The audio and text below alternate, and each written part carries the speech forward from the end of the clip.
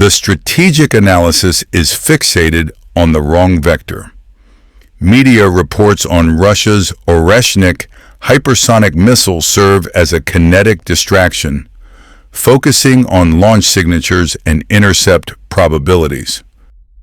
This is a fundamental misreading of the asymmetric threat matrix. The kinetic cost of such a weapon is a strategic liability. The true vector is not loud. It is silent. Its objective is not physical destruction, but systemic paralysis. CSIS analysis confirms state-level actors are prepositioned to sever the core arteries of global data, the undersea fiber optic cables. Simultaneously, AI-driven cyber warfare, as detailed in recent reports, is engineered not just for espionage, but for satellite blinding, a non-kinetic kill.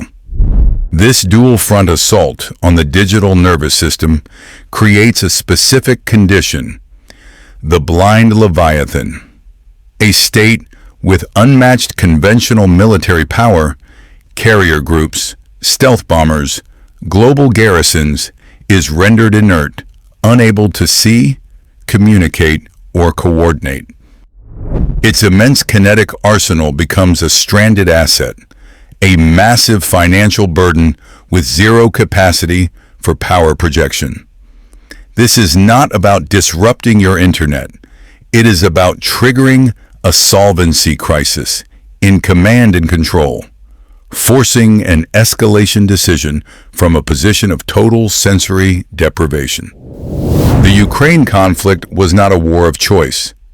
It was a solvency crisis. The kinetic cost of modern conventional warfare exceeds the balance sheet of a non-reserve currency state. When your primary military lever, the ground army, becomes a domestic liability, the entire strategic framework is insolvent. Analysis from strategic bodies like CSIS confirms the conflict's mounting unpopularity transformed it into a severe political liability. An unpopular war drains political capital faster than it drains the treasury. This creates a zero-sum choice: face systemic collapse from within, or pivot the entire conflict to a new vector. The weakness forces the move. This is the pivot to asymmetry. The operational blueprint is to make your own weakness irrelevant by attacking the adversary's systemic strengths. The high cost of conventional assets is countered by deploying low-cost, high-impact asymmetric tools that render multi-billion-dollar platforms liabilities. The objective is to break the rungs of the escalation ladder. Hypersonic weapons like the Oreshnik, cited by Al Jazeera, are not merely tactical, they are strategic leverage, engineered to neutralize carrier groups and forward bases. This removes the hegemon's conventional overmatch from the equation. Simultaneously, AI-driven cyber attacks, a threat detailed in ET Edge Insights, target the interconnectedness of a rival's critical infrastructure.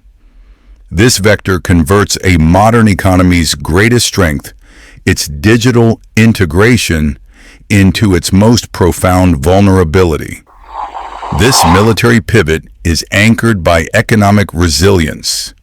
As confirmed by analysis in The Guardian, the Russian economy was structurally hardened against sanctions, insulating it from Western financial leverage. When you cannot be bankrupted and your core military objectives are achieved with asymmetric tools, you force a solvency crisis onto your opponent. The motive is to transfer your weakness to them. The math exposes the terminal diagnosis of conventional power. According to the Royal United Services Institute, RUSADI, the kinetic cost of liquidating a primary state asset has inverted. A $5 million main battle tank can now be neutralized by a $500 first-person view drone. This is not a battlefield anomaly. It is a systemic solvency crisis for legacy arsenals. This economic inversion represents a fundamental system change that defense analysts at USI term the democratization of violence. The high-tech, capital-intensive barrier to entry for projecting lethal force has collapsed. The monopoly on kinetic capability, once held exclusively by nation-states, is now accessible to non-state actors, proxies, and even individuals with a credit card and an internet connection. This asymmetric cost benefit is not confined to drones. It is a multi-domain protocol.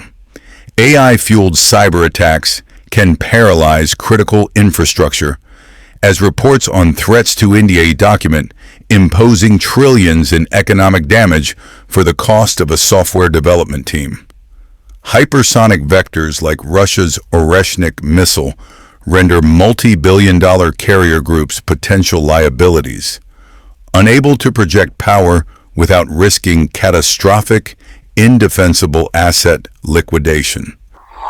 When every conventional and economic tool becomes a liability, and a nation's ability to enforce its will is negated on a cost-per-kill basis, it faces systemic failure. This is the mathematical certainty of the new escalation ladder. The trigger is not a rival's aggression, but the fading hegemon's own impotence. Its final recourse to the only asymmetric tool that cannot be economically countered. The grid failures in Johannesburg and travel warnings for Western nations are not isolated incidents of decline. They are data points. These regions are designated proxy laboratories, live fire environments for staging and refining asymmetric vectors. The objective is not to conquer these territories, but to use them as a sterile testing ground to measure a superpower's response protocols, political will, and systemic fragility. The instability is not the cause. It is the meticulously calibrated effect. It's a feature, not a bug. The war in Ukraine serves as the primary kinetic laboratory. The recent deployment of Russia's Oreshnik hypersonic missile, confirmed by Al Jazeera, is not merely a battlefield tactic. It is a live-fire demonstration designed to render multi-billion-dollar air defense systems obsolete. Each successful strike is a calculated message. The conventional rungs of the escalation ladder, on which Western military doctrine depends, are being systematically broken.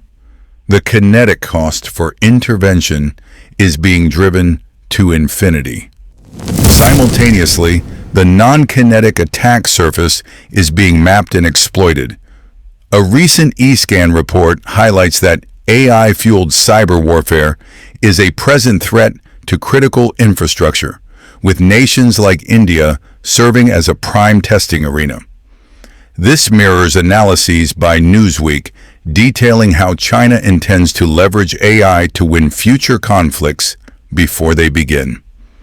This strategy is underwritten by economic resilience. As detailed by The Guardian, Russia's economy is structured to withstand sanction protocols, providing the financial solvency to sustain these long-term low-cost proxy operations indefinitely. The strategic purpose of the gray zone is to engineer a solvency crisis for the hegemon. Every cyber intrusion, every neutralized weapon system, every failed sanction increases the political liability of maintaining global order. By systematically removing conventional, economic, and diplomatic options, these laboratories force the cornered state into a zero-sum decision. The endgame is to leave it with only two choices: accept systemic defeat or escalate to the final asymmetric vector it has left. The launch on warning doctrine is a relic of Cold War mathematics. It is a pre-authorized protocol mandating a full-scale nuclear retaliation the instant that early warning systems detect an incoming enemy missile launch. You do not wait for impact. You do not wait for confirmation. The logic is that waiting guarantees your own silos are destroyed, rendering retaliation impossible and deterrence a failure. The system is designed to fire on data, not on detonation. This protocol, however, has a systemic flaw in the modern battle space. It assumes the integrity of the data. As strategic analyses from multiple sources confirm, AI is now being engineered to fuel cyber warfare against critical infrastructure. Reports from security analysts like CSIS highlight that adversarial AI, as detailed in documents on China's military doctrine, is not designed for brute force, but for surgical paralysis. This creates the fog of digital war. When an AI-driven cyber attack blinds a nation's satellite and radar network, the commander is faced with a binary choice based on zero information. Are the screens black because of a system error, or is this the deliberate precursor to a decapitation strike? The kinetic cost of guessing wrong is total annihilation. In this scenario, the protocol becomes a liability. The doctrine of launch on warning forces the commander's hand. The fear is no longer the incoming missile. The accelerant is the possibility of an incoming missile coupled with engineered blindness. The system is cornered. Its own defensive logic becomes the trigger mechanism for escalation. This is not a mistake. It is a calculated vector of asymmetric attack. The mathematical certainty of the next 12 months is not a kinetic strike, but a systemic shutdown. Analysts at CSIS confirm what the data sources indicate. AI-fueled cyber warfare is an operational vector against critical infrastructure. Therefore, the calibration shot will manifest as a coordinated, multi-hour blackout of the primary data center clusters in Ashburn, Virginia. It will not be a simple power grid failure. It will be a targeted logic bomb, untraceable and designed to simulate total network collapse. This event is not an act of war. It is a solvency test. Its purpose is to deliver a single, irrefutable message. The financial and military leverage of the United States is contingent on a digital infrastructure that can be rendered inert without firing a single missile. Attribution will be deliberately impossible. A strategic ambiguity that neutralizes any launch-on-warning protocol. The official narrative will be cascading system failure. The strategic reality will be a demonstrated checkmate. The kinetic cost to execute this is zero. The systemic cost to the target is the immediate reevaluation of its own power. It proves the thesis: when asymmetric vectors cripple the levers of conventional control, the hegemon is cornered. This blackout is the prelude, the quiet calibration before the true crisis of impotence begins.